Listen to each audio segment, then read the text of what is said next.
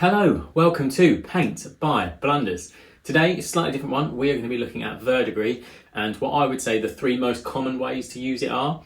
You may use one of these, you may have used all three, you may have only heard of one, you may have heard of none. So that is the purpose of this video, just to give you a brief overview on how each one of these methods is used. I'm not going to go into too much detail because there are loads of ways you can use it and take advantage of each one, and combining all three I think is the absolute best way to go about it. But I appreciate if you're knocking up statue scenery or it's something small, you don't want to fiddle around with all that, I get it, which is the purpose of this video. So I will show you three metallics of and how it reacts going over each one, and three of the dark base, which in this case is Incubi Darkness. I hope you enjoy the video. If you're new to the channel, please do consider giving us a thumbs up. Comment anything below if you do your Verdigris a different way or know a different way. Then let's share how we do it. And yeah, enjoy the video. So here we are. These are the 6 statues I printed. 3 of them I still need to paint in the Incubi Darkness, and these 3 are just in metal colour copper. Also, apologies for the audio at the start. I don't know what it is. If I record anything off my phone, it makes me sound like a chipmunk whenever I put it into Final Cut for some strange reason. Anyway, enough of this. So, first up, we are looking at the Citadel's Oxide paint. And as I said, I thinned this down by about 50-50 with the Lamia medium, and all I'm doing is slapping this all over simply to show you how it dries and the sort of results it will give you. You can also, as this is drying, come back in with a wet paintbrush and start pulling it away. Obviously you might not want it over all these flat areas. Also, you can start pulling this away with, just as I am, with some kitchen roll, just wicking away some of the excess paint. You might like it like that, but I'm just sort of trying to show you a few of the effects you can get by leaving like trace marks of it. You can also use makeup sponges. You can use the standard sort of like packing sponges, which you might use for chipping, etc. All of them will help, and they will create a different sort of texture or effect on the surface where you're pulling it away from. But whenever I test anything like this, one of the things I would always recommend is we've all got piles of models that aren't going to get painted in a while.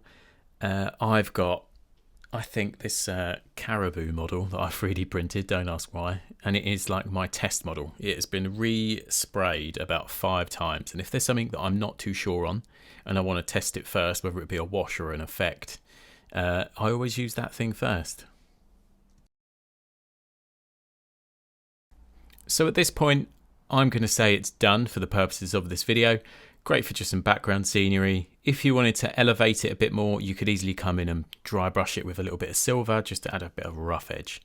Right, so let's show you what this looks like photographed.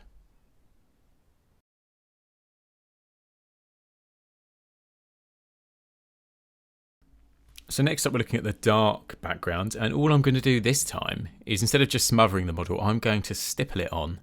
I'm not stippling it in the same way you would do dry brush stippling, because obviously this paint is very wet, it's like a wash. And I'm just going over it a couple of times and then picking out the cracks and any interesting features with just a paintbrush and neat out the pot. And I won't lie, I think I had a slightly dirty brush. That's why the stippling looks ever so slightly brown. It's also just the light I'm filming under. Again, this is just a really quick example of something you can do with the GW Oxide paint.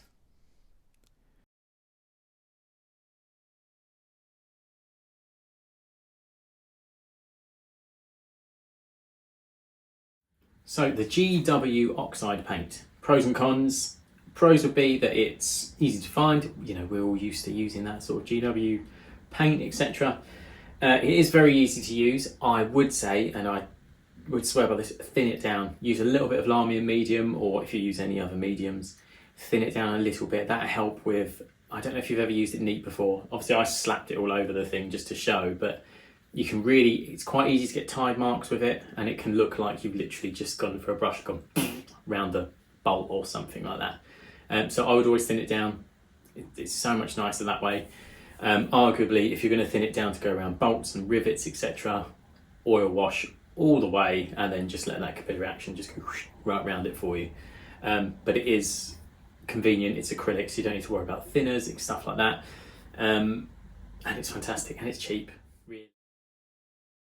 So the Dirty Down Verdigris paint, spoiler alert, this is by far my favourite, and I think the best and easiest to get the best results. Give it a damn good shake, because it really does need to be mixed together, otherwise it will not work. There is a little ball bearing in it, so listen out for that clanging around. And all I'm doing is putting it on with a big fat brush, and it will change very dramatically when it dries. One other thing, apologies, my video for the dark background of this paint got corrupt because the camera ran out of battery as I was filming, but essentially the application was exactly the same for this one. The only thing different is I use a little makeup sponge on this metal background just to try and expose some of that copper underneath. But again, this is like that really nice grim dark. It's just fantastic. I mean, look at that. Just from putting one coat on. But I did take some nice pictures of the dark background as well, which you will see. And that one I did blast with a hairdryer just to see if it would lighten up. And in some places, sure enough, it did. But like I say, this is, in my opinion, the best one for convenience and the most dramatic effect.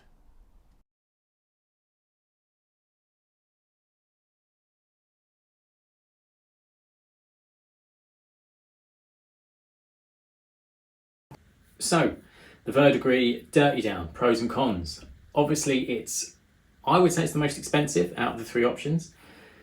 Considering how much you get for the price you pay, is it worth it? Absolutely, it is phenomenal. The way it reacts, whatever devilry is in that bottle is fantastic. It might be a bit dark for some people because it is really dark. You can put it on in a number of ways. Like I just slapped it on and left it and gave it a little bit of a wipe away when it was pretty much dry, but you really can wipe it away within about 30 to 40 seconds. It is that quick how it starts to dry, and you can create some amazing effects. Like I use it quite a lot for different verdigris things. I can show you. So I did this dagger. I don't know if it's going to show up, but I can put a little picture of it. This is using a combination of oils, GW and Dirty Down. I also added a little bit of rust to it, which I really don't like how it came out. But I was testing. The other good thing about the Verdigris Dirty Down stuff, it gives you a bit of a texture, which is quite nice for your miniatures as well. So onto the oils. I've put a little bit of Viridian Hue in that little metal dish, and I'm going to add some thinner. I'm using the Windsor Newtons thinner, but you can literally just use White Spirit if you wish. It's just a bit smelly. And all I'm doing is getting an old brush and giving that a good mix. Now I'll show you two slightly different ways that I apply this. This is just the Viridian Hue as it is onto the metallic base, and you will see that it's very, against the copper, it's very almost like emerald green, which some people might like, some people might not. So I'm going to show you what it's like just over the whole thing to start with. And then I'm going to add a small amount of titanium white into the mix and just apply it over the top to try and add that almost jade-like colouring. And I've tried to mix it to the same tone as the GW Oxide paint, or close enough. Now this, you could put it over the top like I am here and just never wipe it away, let that dry, because it's still quite thin. It looks thick here, but it is, I can assure you it's quite thin. And you can have that Statue of Liberty look, that very heavy colouring. But it would take days upon days to dry if I left it like this. It's very cool, I love the effect, but as I say, it would take a long time to dry. So, we're going to come back in with our little bit of neat thinner on a makeup sponge, and as you see, I'm just dabbing away and wicking away. You can take this as far as you like, or you could literally just clip the edges. So, for how I want this to look with the end result with the sponging off, this is way too thick, but for this video, just to show you, I wanted to make them quite extreme examples.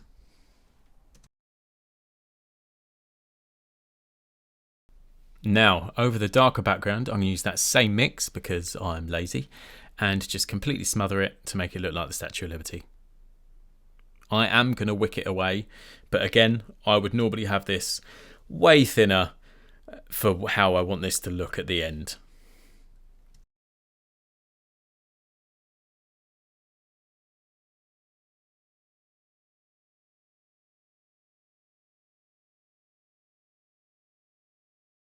So, as I've said, some of the pros and cons. I love oil paints, I really do. I love knocking them down into like washes by thinning them out. Pros of oils is that they blend so well if you're using them over other colours and other blends. They are fantastic, and the way when you start thinning them down, they sort of run into all those recesses and, you know, panel liners and stuff like that. That is using, you know, taking advantage of how it runs around like that. The negative of oils is the fact that, especially if you put them on quite thick, like I deliberately did in this video, they take absolutely forever to dry. And I mean ages, you're talking days. Which, you know, is okay if you're just doing something and you know you can just leave it, you know, set and forget sort of thing, and you know you're just churning through them, you know, haven't got to come back to them. But this is why a lot of the time we use acrylics, because acrylics are very fast drying and they're still really tough. I personally don't think they're as tough as oils once they're fully cured and sort of dried, but they are fantastic nevertheless. So this is our end results side by side. And as you can see, when they're next to each other, I think you can see bits of each one that would elevate the next. So like the dirty down one looks incredible for just slapping it on, leaving it. But I would quite like some of those lighter highlights that you get from either using the oils or the GW paint. But it all depends what effect you want. So I'd be looking at how I can combine each one to get the result I want. I will show you this prop dagger that I did, Shazam, and I used all three of these paints on this with a sponge, with a brush, and yeah, that's how you can sort of combine them.